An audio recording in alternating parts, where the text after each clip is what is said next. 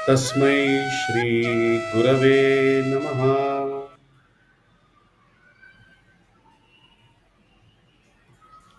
नमस्ते, मेरा नाम है जयदेव परांजपे और सुयोजन के इस सत्र में मैं आपका बहुत-बहुत स्वागत करता हूं।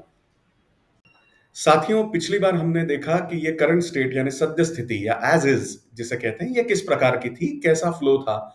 फैक्ट्री जब हमने समक्ष जाके देखी तो पता तो ये चल गया कि मतलब ऐसा लगा शुरुआत में कि ये यू शेप सी शेप में ही इसका फ्लो होगा, किंतु जब फ्लो मैप किया तो पता चला काफी अंदर बाहर इधर उधर सब चल रहा है। तो इस प्रकार का फ्लो था। इसमें कई जगहों पे कॉम्पोनेंट स्टेजेस में भी असेंबली के स्टेज में जाते हुए उसका प्रवास मटेरियल का होता है।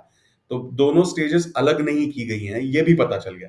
अब इसमें कई जगहों पे सुधार करके पेंटिंग का बॉटलनेक हटा के असेंबली में काम करके सब करके हमको ये एक सीधा सीधा फ्लो मिला, उसके जिसे हम फ्यूचर स्टेट कहेंगे, यानी निकट भविष्य की एक स्टेज है ये। क्योंकि आगे और भी सुधार संभव है। सो जिसे एज इज के बदले हम टू बी कह सकते हैं। तो इस प्रकार का ये बनाया। इसके साथ में मैंने आपको फ्लो बोर्ड का भी एक उदाहरण दिया और समझाया कि इस प्रकार से हमने यहाँ पे क्या किया, और आप कैसे कर सकते हैं। ठीक है।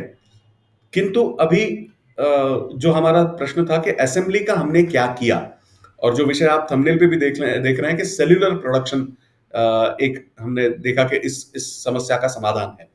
तो ये सेल्यूलर प्रोडक्शन कैसे करें, सेल किसे कहते हैं, किसे कहा जा सकता है, ये सारी बातें समझने के लिए हमें कुछ मूलभूत संकल्पनाएं समझनी पड़ेंगी। आइए देखते हैं। अब ये संकल्पनाएं जो हैं, इन्हें मैं मूलभूत क्यों कह रहा हूं? क्योंकि इनसे आपका मैन्युफैक्चरिंग प्रोसेस को देखने का जो दृष्टिकोण है, वो बनता है। ठीक है। अब एक हुआ कस्टमर ओरिएंटेशन का आदर्शवाद, जिसमें एक फैक्ट्री सेटअप की जा रही है क्योंकि कस्टमर की डिमांड को सर्व करना है। तो एक फैक्ट्री कस्टमर की डिमांड को सर्व करने के लिए किस रेट पर काम करे, या कस्टम दूसरी दिशा से देखें तो कस्टमर एक प्रोडक्शन सिस्टम को किस रेट से काम करने पर विवश कर रहा है या कह रहा है कि आप इस रेट पे काम करें तब जाके मेरी डिमांड सर्व होगी। इस समय को टैक्ट टाइम कहते हैं। ठीक है। अब ये थोड़ा जापानी विचारधारा से आता है, जो कि हमारे भारतीय विचारधारा से भी मेल खाती है। तो ये हमने समझना उपयुक्त होगा। सो टैक्ट टाइम ने मतलब ये है कि ग्राहक ने आपको एक ऑपरेशन के लिए दिया हुआ समय, इसको हम सीधी भाषा में ऑपरेटिंग टाइम या ओपीटी भी कह देते हैं। तो इसका हमने और एक स्पेसिफाई और कर दिया कि एक वर्क स्टेशन पे एक ऑपरेशन के लिए लगने वाला समय। ठीक है। तो ये यदि हम देखें और इसको हम एक साथ एक सीधा सा यदि हम करें तो हमें पता चल जाता है कि एक पूरी प्रोडक्शन सिस्टम का रेट ऑफ प्रोडक्शन, इस रूप में हम इस व्याख्या को समझ सकते हैं। ठीक है। तो ये बात आप समझ लें। अब हमने उत्पादन, उत्पादकता, प्रोडक्शन, प्रोडक्टिविटी, ऐसी सारी बातें की। तो आप गांठ बांध लें, ये समीकरण मन में पक्के बिठा लें। तो उत्पादन का दर होता है, मतलब एक उत्पाद निकलने के लिए कितना समय लगता है। ठीक है। तो रेट ऑफ प्रोडक्शन उत्पादन दर समय प्रति उत्पाद है, और उत्पादकता इसके विरुद्ध है। तो एक समय में, एक यूनिट समय में आपका कितना उत्पादन निकलता है, चाहे वो पर मिनट हो, पर आवर हो, पर डे हो, पर शिफ्ट हो, पर 8 आवर्स, पर 12 आवर्स, जो भी शिफ्ट है, या पर वीक हो, यदि आप वीक्स में जानना चाहते हैं, पर मंथ, पर क्वार्टर, पर ईयर, इस प्रकार से होता है। किंतु यूं कि हमें ये पूरी सिस्टम जो है ऑप्टिमाइज करनी होती है, तो हम एक छोटी से छोटी इकाई लेने का प्रयास करते हैं। तो हर एक केस में अलग होता है, कहीं पर मिनट होगा, कहीं पर आवर होगा, किंतु पर शिफ्ट ये एक बहुत क्रिटिकल यहां पर बन जाता है। तो उत्पादन दर समय प्रति उत्पाद, और उत्पादकता उत्पादन प्रति इकाई समय। ठीक है। अब जैसे यहां असेंबली में 45 मिनट लगते हैं, तो 45 मिनट प्रोडक्शन का दर हुआ, उत्पादन का दर हुआ। ठीक है। अब जैसे पिछली बार हमने देखा कि पेंटिंग के बाद जो ड्राइंग होता है उसको हमने 15 मिनट के 32 वर्क स्टेशन में तोड़ा। अब जब हमारे जैसे नॉन टेक्निकल लोग टेक्निकल लोगों को बताने जाते हैं कि इस ऑपरेशन को इस प्रकार से परिवर्तित करना है, कुछ बदलाव इसमें करना है, तो अक्सर पहली बात वो कह देते हैं कि नहीं, ये नहीं हो सकता। तो वैसे ही सारी बातें हो चुकी थी उस बार भी। तो जब इस बार बात करने गया तो सुहास को मैंने कहा कि सुहास, ये 45 मिनट का ऑपरेशन है, हमको 15-15 मिनट के इसमें 3 टुकड़ों में तोड़ना पड़ेगा। तो बोले नहीं हो सकता।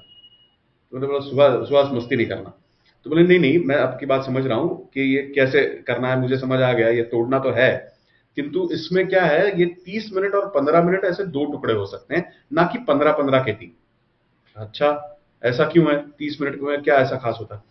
तो बोले अरे ये तो बहुत खास होता है, क्योंकि इसमें क्या है, एक वर्कर ये जब इस प्रोडक्ट का पहले 30 मिनट का काम जो करता है, उसमें अलाइनमेंट देखना बहुत जरूरी होता है। और ये अलाइनमेंट ये थोड़ा व्यक्ति जिस प्रकार से करता है उस पर निर्भर करता है। तो पहले 30 मिनट तक का काम एक ही बंदे ने करना है। तो बताया उन्होंने कि कई बार तो ऐसा होता है कि ये काम अधूरा जो छूट जाता है शिफ्ट खत्म होने के बाद, क्योंकि उठा के उसको वर्क टेबल के नीचे रख देते हैं, और जब स्वयं के अगली शिफ्ट में फिर लौट के आते हैं तब वो काम पूरा करते हैं, तो दूसरा बंदा भी उसे हाथ नहीं लगाता है। तो ये 30 मिनट का, मैंने बोला ये तो बड़ा सेंसिटिव हो गया। तो बोले हाँ, ये 30 मिनट का है, इसको तो ब्रेक नहीं कर सकते हैं, नहीं करना चाहिए, गड़बड़ हो जाएगी। तो बोले 15 मिनट का हम लोग अलग कर सकते हैं। मैंने बोला वो क्या है? तो बोले आगे एक्चुएटर फिटिंग जो लगता है, इस सबको कार्यान्वित करने वाली जो असेंबली है, सब असेंबली है, वो उसके ऊपर लग जाती है। तो 30-15 ऐसे 2 भाग हो सकते हैं। तो मैंने बोला चलो ठीक है, फिर ऐसा करते हैं कि 30 वाले जो है, जिसको बॉडी सेट असेंबली वाला पार्ट कहते हैं, तो 30 वाले हम लोग 2 बना लेते हैं, BS1 BS2, और 15 मिनट का एक्चुएटर फिटिंग का ए वाला जो है उसे हम एक बना लेते हैं। तो ऐसे 3 वर्क स्टेशन का हम लोग एक सेल बनाएंगे। तो मतलब बोले कैसे काम करेगा? तो हमने फिर उनको बताया कि पहले BS1 को हम लोग 0 मिनट पे या शिफ्ट की शुरुआत में फीड करेंगे, और 15 मिनट के बाद BS2 को फीड करेंगे। तो दोनों में मिला के हर 15 मिनट में एक्चुएटर फिटिंग वाले को ए को एक एक पीस आगे बढ़ता जाएगा। तो ए वाला भी 15 मिनट में अपना अपना काम करते जाएगा। सो BS1 BS2 और ए मिला के हर 15 मिनट में एक पीस बाहर निकलेगा। ये एक आप इलस्ट्रेशन यहां पर देख सकते हैं। तो इसके प्रकार से रेट ऑफ प्रोडक्शन 15 मिनट का होगा, 3 वर्क स्टेशन मिला के। इसे हम सेल कह सकते हैं। क्यों? तो देखिए,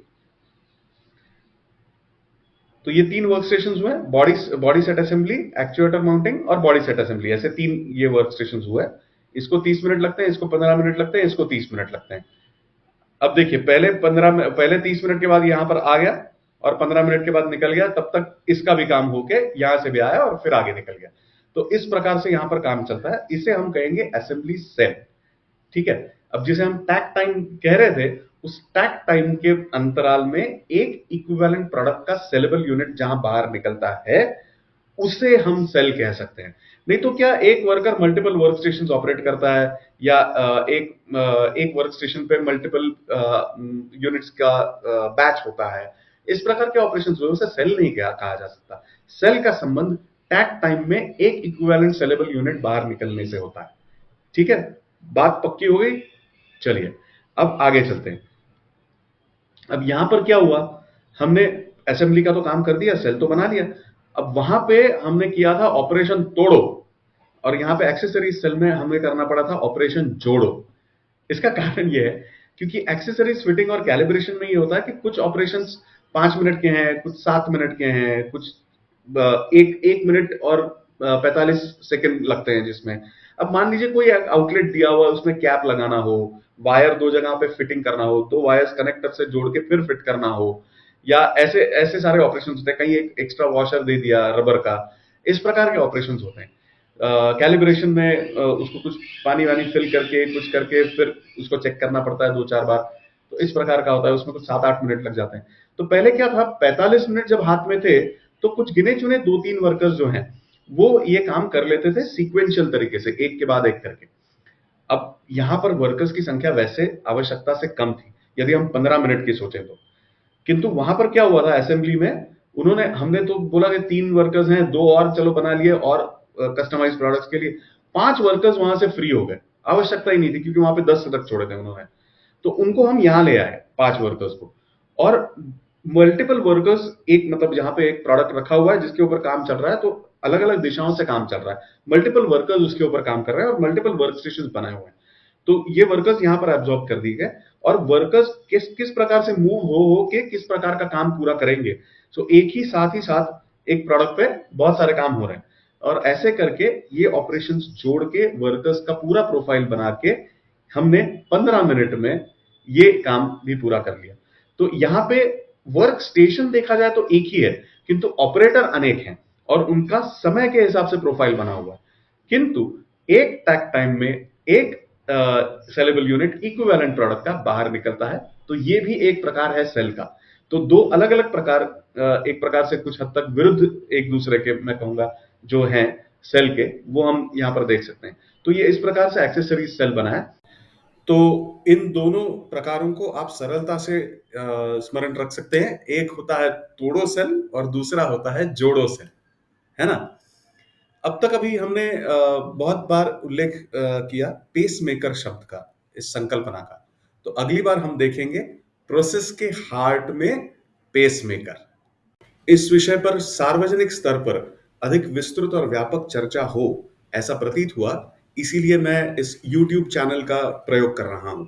तो यदि आप मुझे सहयोग करना चाहते हैं तो इस वीडियो को लाइक करें, शेयर करें, कमेंट सेक्शन में अपने विचार छोड़ें, चैनल को सब्सक्राइब करें, अपने परिजनों में भी इस बात का प्रसार करें।